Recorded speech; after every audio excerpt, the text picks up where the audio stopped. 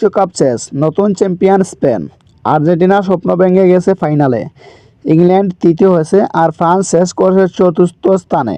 কিন্তু প্রশ্ন হচ্ছে, ট্রফি তো একটাই, তাহলে বাকি 48টি দল কি পেল? বিশ্বকাপ জিতে স্পেন কত টাকা আয় করলো? আর্জেন্টিনার ফাইনাল হেরেও কত টাকা পেল? তৃতীয় হওয়া ইংল্যান্ড এবং চতুর্থ হওয়া ফ্রান্সের প্রাইজ মানি কত? আর সবচেয়ে বড় লস কার হলো?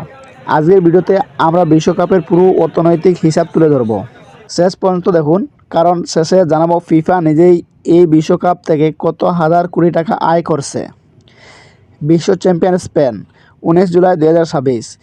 বিশ্ব ফুটবলের সবচেয়ে বড় মঞ্চ, ফাইনালে মুখোমুখি স্পেন ও আর্জেন্টিনা। 90 মিনিটের লড়াই শেষে স্পেন 1-0 গোলে জয়ী হয়ে ইতিহাস গড়ে। স্পেন শুধু ট্রফি জেতেনি, তারা পেয়েছে প্রায় 40 মিলিয়ন মার্কিন ডলার, বাংলাদেশি টাকায় প্রায় 490 কোটি টাকা। এটাই শুধু নয়, এর সঙ্গে রয়েছে স্পন্সর বোনাস, টিভি সম্প্রচার আয়, জার্সি বিক্রির লাভ, ব্র্যান্ড ভ্যালুর বৃদ্ধি। সব মিলিয়ে স্পেনের মোট অর্থনৈতিক লাভ কয়েক হাজার কোটি টাকার সমান হতে পারে। তাছাড়া আর্জেন্টিনার জার্সি বিক্রি, স্পন্সরশিপ এবং বিশ্বজুড়ে জনপ্রিয়তা থেকেও বিশাল আয় হয়েছে। তৃতীয় স্থান ইংল্যান্ড।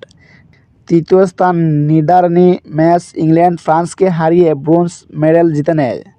ইংল্যান্ড পেয়েছে প্রায় 27 মিলিয়ন ডলার, বাংলাদেশি টাকায় প্রায় 330 কোটি টাকারও বেশি। এছাড়াও ইংল্যান্ড ফুটবল অ্যাসোসিয়েশন অতিরিক্ত স্পন্সর বোনাসও পেয়েছে। চতুর্থ স্থান ফ্রান্স। ফ্রান্স এবার চতুর্থ স্থানে শেষ করেছে। তারা পেয়েছে প্রায় 25 মিলিয়ন ডলার, বাংলাদেশি টাকায় প্রায় 305 কোটি টাকা। যদিও ফ্রান্সের লক্ষ্য ছিল শিরোপা, তবুও আর্থিক দিক থেকে তারা বড় অঙ্কের পুরস্কার পেয়েছে। কোয়ার্টার ফাইনালে যারা বিদায় নিয়েছেন, এই বিশ্বকাপে কোয়ার্টার ফাইনালে পর্যন্ত উঠেছিল 4টি দল: নরওয়ে, মরক্কো, বেলজিয়াম এবং সুইজারল্যান্ড। এই 4টি দলই পেয়েছে প্রায় 17 মিলিয়ন ডলার করে, অর্থাৎ প্রত্যেক দল প্রায় 208 কোটি টাকার সমপরিমাণ অর্থ পেয়েছে। রাউন্ড অফ 60 পর্যন্ত যাওয়া দল। রাউন্ড অফ 60 পর্যন্ত উঠে বাদ পড়া দলগুলো হলো ব্রাজিল, মেক্সিকো, পর্তুগাল, যুক্তরাষ্ট্র, কানাডা, প্যারাগুয়ে, মিশর এবং কলম্বিয়া। প্রতিটি দল পেয়েছে প্রায় 13 মিলিয়ন ডলার করে, বাংলাদেশি টাকায় প্রায় 159 কোটি টাকা। গ্রুপ পর্ব থেকে যারা বিদায়। অনেকে মনে করেন গ্রুপ পর্ব থেকে বাদ পড়লে কোনো টাকা পাওয়া যায় না। আসলে বিষয়টা একদমই তা নয়। বিশ্বকাপে অংশ নেওয়া প্রতিটি দলই অংশগ্রহণের জন্য কয়েক মিলিয়ন ডলার পায়। এছাড়াও রয়েছে প্রস্তুতি ভাতা, ভ্রমণ খরচ, ক্লাব ক্ষতিপূরণ, প্রশিক্ষণ সহায়তা।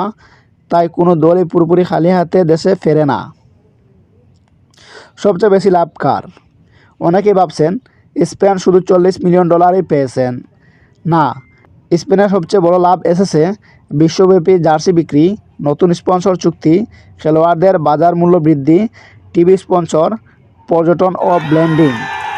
বিশ্বকাপ জয়ের পর প্রত্যাশা অনুযায়ী এগোতে পারেনি, ফলে স্পন্সরদের প্রত্যাশাও পূরণ হয়নি।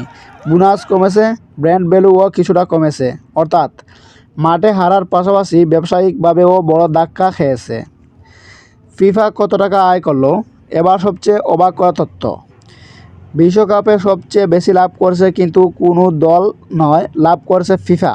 তাদের আয় এসেছে টিভি সম্প্রচার সত্ত্ব, স্পন্সরশিপ, টিকিট বিক্রি, বিজ্ঞাপন, মার্চেন্ডাইজ, লাইসেন্সিং।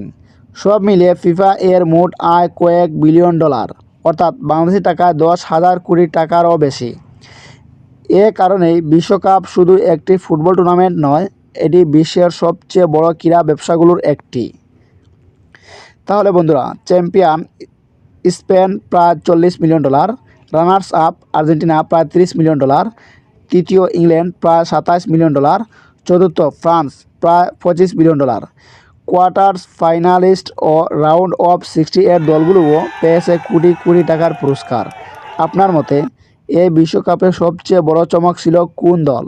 কমেন্টে আপনার মতামত লিখুন। ভিডিওটি ভালো লাগলে লাইক দিন, বন্ধুদের সঙ্গে শেয়ার করুন এবং ফ্লাশ 1024 ইউটিউব চ্যানেল ও ফেসবুক পেজটি সাবস্ক্রাইব ও ফলো করতে ভুলবেন না। ধন্যবাদ। আবার দেখা হবে নতুন একটি ভিডিওতে।